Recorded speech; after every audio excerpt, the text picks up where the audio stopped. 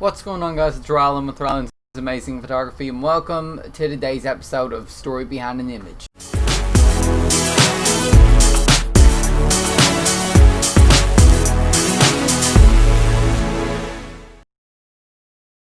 In today's episode, I'm going to be doing the first time ever story behind the image of a photo that's in portrait orientation. All the past ones have been in landscape orientation. If you don't know what that means, it means that it's in vertical form. However, before we get into today's video, I want to remind you guys to go down below and like today's video. While you're down there, you might as well go ahead and subscribe and hit the notification bell so you get notified every time I upload a video.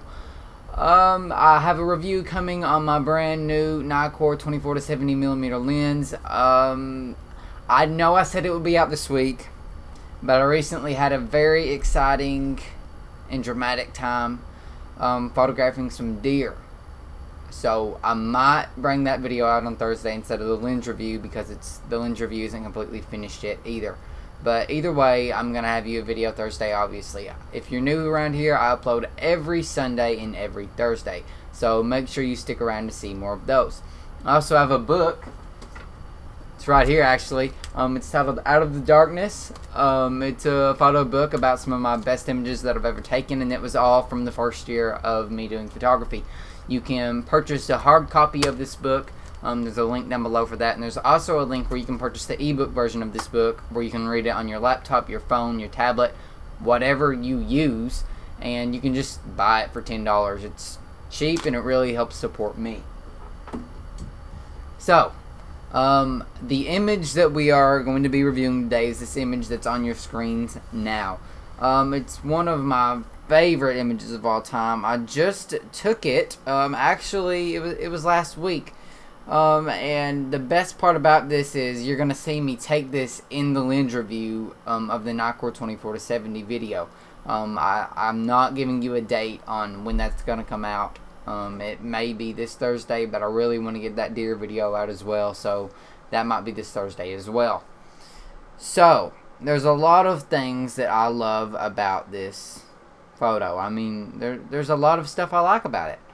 The main thing, I don't know if I can pick one thing that I like about it, but one of my favorite parts is at the top there's the moon.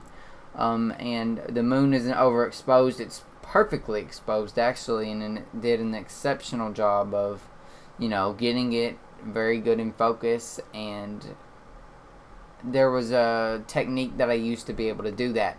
So I'm going to go ahead and tell you the story before I get into the technical aspect.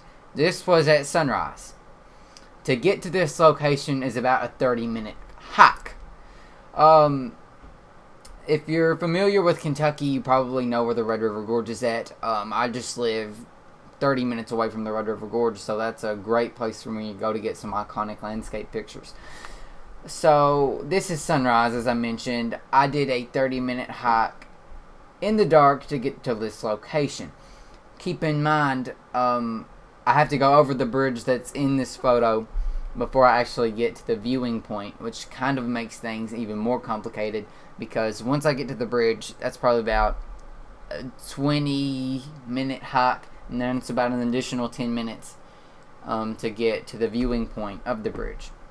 But I don't have any complaints. It wasn't like a bad experience or anything. It was just in the dark, so obviously you're alert because there's bears in the area and other animals that could, potentially attack you. Not very likely, but it could happen. So once I set up, this is actually not the first image I took. The original image I took was the sun coming up over the mountains, which was in the complete opposite direction of the bridge.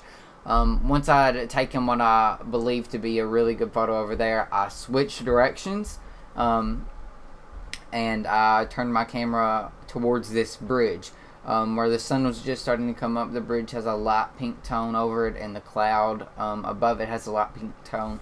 But if you notice, the cloud above that is still dark gray, and that's because the sun hasn't completely risen high enough for it to get any kind of weird dramatic lighting on that cloud. Now this is not, it is now, but this was not accomplished with a single exposure in a single image. I'm going to go ahead and get into that with the technical aspect of this photo. So here's that. This photo was taken at with a 4-second exposure, my f-stop was f11, and my ISO was at 100. So perfect settings. There's nothing that will change as far as that goes. But at 4 seconds, it does present a problem. At 4 seconds, the ground and for the most part the sky is perfectly exposed. There's no changes that need to be done. But my main purpose of taking this photo in portrait orientation, which is vertical, was to get the moon in there.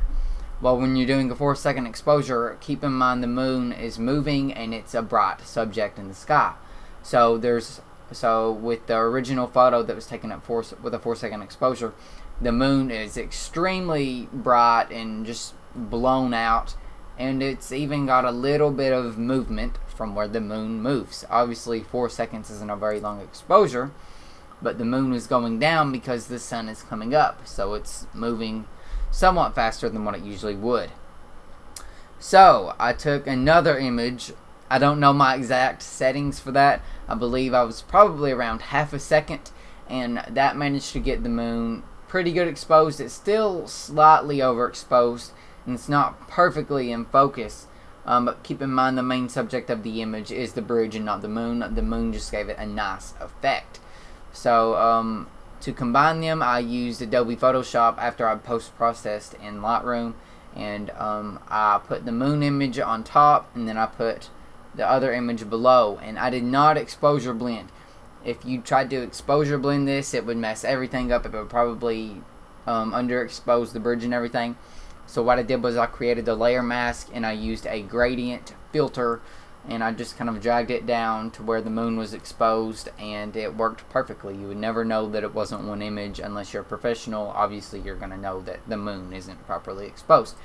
Yeah, that's all there is to this photo. That's all there is to this video. I hope you guys enjoyed the video. This is the first video that I've been in my office for quite some time. I've really enjoyed being out in the field a whole lot. When camera companies are announcing big announcements, I like to be in my office, and I like to keep you all up to date on things like that. I also like to give you all tips, and sometimes it's just easier to do that from my office than out in the field and doing it. Obviously the Nikkor 24-70 lens review will either be here this Thursday or probably next Sunday. I'm not going to guarantee that, but that's probably what I'm shooting for next Sunday, more than likely.